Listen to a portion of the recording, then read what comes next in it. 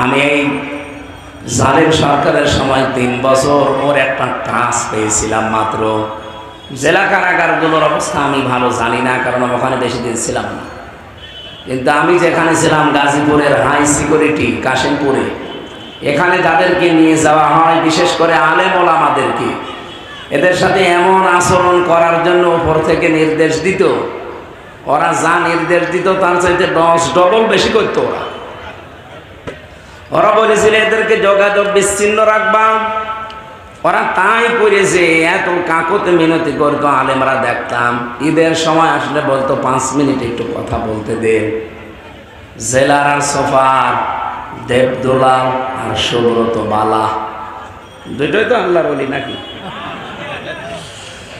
এরা বলতো না, আপনাদের সাথে বাইরের যোগাযোগ বিচ্ছিন্ন, আপনারা বেঁচে আছেন না মরে গেছেন কেউ জানবে না, আপনি থাকেন। অথচ মার্ডার মামলার আসামি, ফাঁসির আসামি, ওরা 7 দিনে একদিন 10 মিনিট করে সরকারের টেলিফোনে কথা বলে বাড়িতে।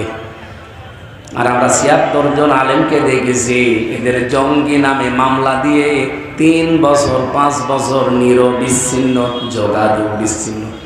কথা তো বলতে পারবেনই না।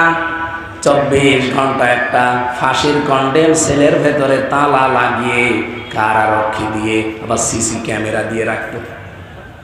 একটা জিন্দা কবরস্থান। এ কঠিন যন্ত্রণার দিকে তাকিয়ে মাঝে মাঝে মনে হতো নবীজিকে আবু জেহেল, আবু সুফিয়ান ঠিক এইটাই করেছিল। নবীজির মতো এত বড় সৎ চরিত্রের মানুষকে যদি 3 বছরে কঠিন কষ্ট দিতে পারে, তার আদর্শ অনুসরণ করে যে যত বেশি এগিয়ে যাবে তাকে কাফেররা ঠিক ওই রকমই কষ্ট দেবে।